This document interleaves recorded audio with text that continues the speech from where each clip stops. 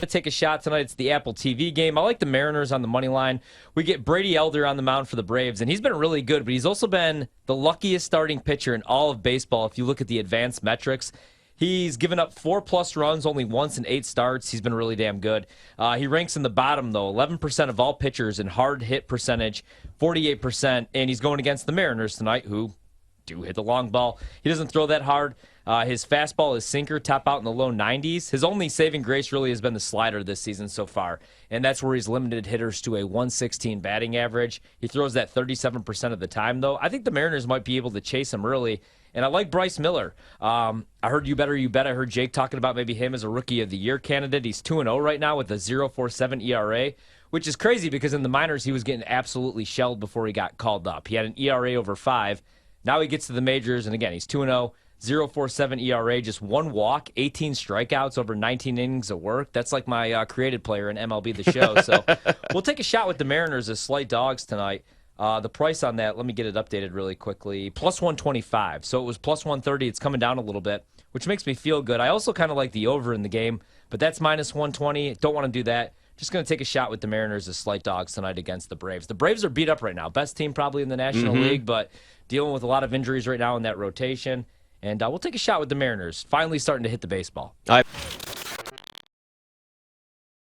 Like we've seen like Durant and Kyrie try to get something going, or we've done the Kyrie and Luka thing. Not that those are super teams, but it's 2 superstars. Doesn't always work out. Yeah, you have to have talent to win, but the talent has to fit together. Yeah. You can't just sit here and say you're making a puzzle and put random pieces and like they have to fit. Right. And they don't fit with a lot of these teams. Yeah, they have to get along. Chemistry is kind of important. Yeah. You know, that's part of it. James Harden wanting out so fast that was really the last big super team. We talk about 3 stars with the Nets, and it did absolutely nothing. The Nuggets are an example of a team that's drafted well. Obviously got some guys in trade and free agency. KCP is a big one there, but Michael Porter Jr. drafted. Nikola Jokic drafted in the 2nd round during a Taco Bell commercial. Boston, too. Jamal Murray drafted. Yeah, Boston Jaylen drafted. Brown and Jason Tatum. You're going to see things switch. You know, Miami did pick up Jimmy Butler through free agency, but everybody else is homegrown. There you go. The Murray flurry. That's great. You know, he did this. If you go back to 2019, it was his 3rd year in the league. They're playing in they get the number 2 seed, but they're playing the Spurs, an experienced team. Nuggets drop game 1, and they're down in game 2 at home, looking like they're just going to kind of have this, embarrassing 0-2 hole. Real good chance to get upset at that point. And he comes out in the 4th quarter and scores about 20 points. And you kind of saw it there. Like, that's just sort of what he does. So in terms of trying to find somebody to defend him, it's tough because, again, if you want to put Jared Vanderbilt on him, well, you're not going to be able to stick with that matchup all night long, because if you're having Jared Vanderbilt on the floor for 40 minutes, that limits what you can do offensively if you're the Lakers. So, again, it's a situation where you try to throw different things at him the best that you can, but he's often going to find a way at some point to get hot, and that's the challenge defending him. Well, I think that Broncos fans have take a similar kind of view to it that you do in terms of the head coach and the operation improvement is going to be good for a couple wins at minimum. And if that operation also improves Russell Wilson to even sort of a relative degree, maybe you add another win in that regard. So right there, you're saying, we can get 3 wins just by kind of being a little more organized, a little more just cogent offensively with what we're trying to do. But I also think that expectations are tempered. Broncos fans were burned last year by their optimism. This is a team that had not been to the playoffs since, winning Super Bowl 50 after the 2015 season, had gone through, quarterback carouseling hell from year to year. There was just such an exuberance that they got a guy last year in Russell Wilson that they felt like they're finally, solved at quarterback. And when that was such a disaster, it created very much like a wait and see approach. I think this team right now, the issue that they have is there's still holes on this roster. Defensively, I think they need to add more talent. They had a team last year that had really good schematics, and Jero Evero, who's now the DC at Carolina, did a good job putting plans together. But they lacked pop rushing the passer. And they didn't replace Bradley Chubb. And Randy Gregory is a guy who has dealt with injuries throughout his career, only played 6 games last year. You don't really know what you're getting from them. So I look at that side of the ball and say, who is just your impact player that every Sunday you can say this guy is going to mess up the game plan for the other team.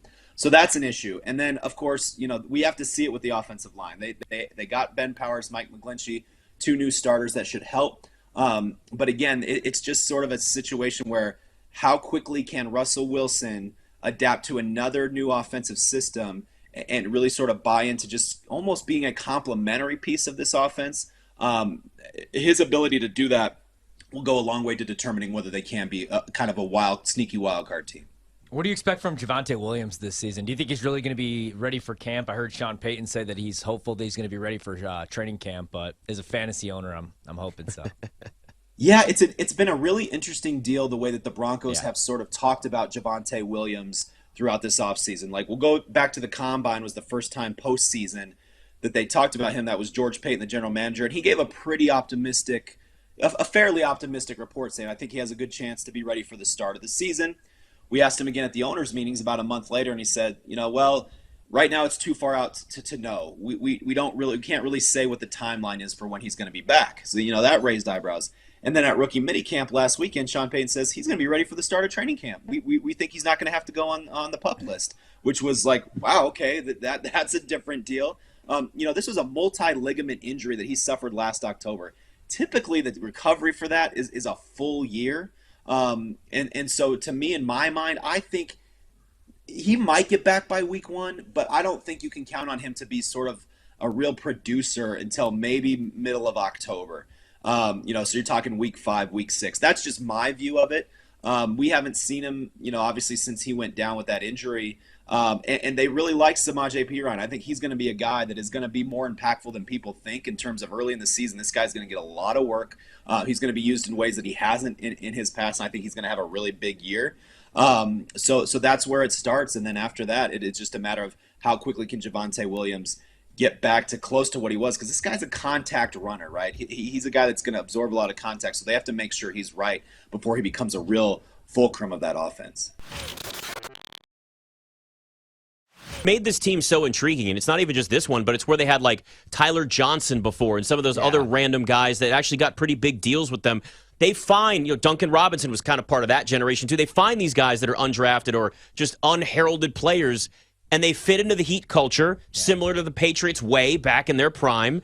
And it's either you're in or you're out, one or the other. That's why they look like the zombie Heat. That's why they look like a team that's just completely buttoned up like a service academy and disciplined. It works, and it all clicks where you can have players working hard in the offseason, and they get better. You got good coaching. It's not just head coaching. I mean, it's your entire coaching staff all the way down. These guys work in the offseason.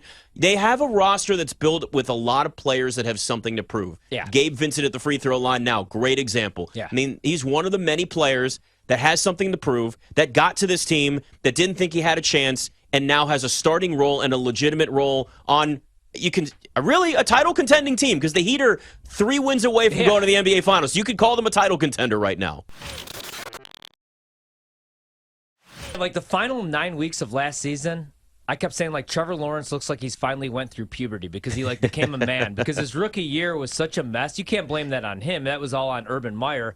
But what I always hated about Trevor, and even that final year at Clemson, he'd throw a bad interception, he'd throw his hands up in the air. It was always bad body language. You have to be a leader when you're the starting quarterback of a team. We saw that the final 9 weeks of the season. They get Calvin Ridley. I like the run game. I love Doug Peterson. My biggest concern with the Jags, though, is still the defensive side of the ball. The secondary is not great. I think they reached on Walker with the number 1 overall pick. I would have taken Hutchinson, who had 8.5 sacks last year and 3 interceptions. Would have been defensive rookie of the year if Sauce Gardner wasn't the best defensive back in the league as a rookie. With the Jags, man, love them to win the division, even at that price. Love them week 1, actually. 3.5-point favorites on the road against the Colts. I know the Colts own them, but that's a full rebuild for the Colts.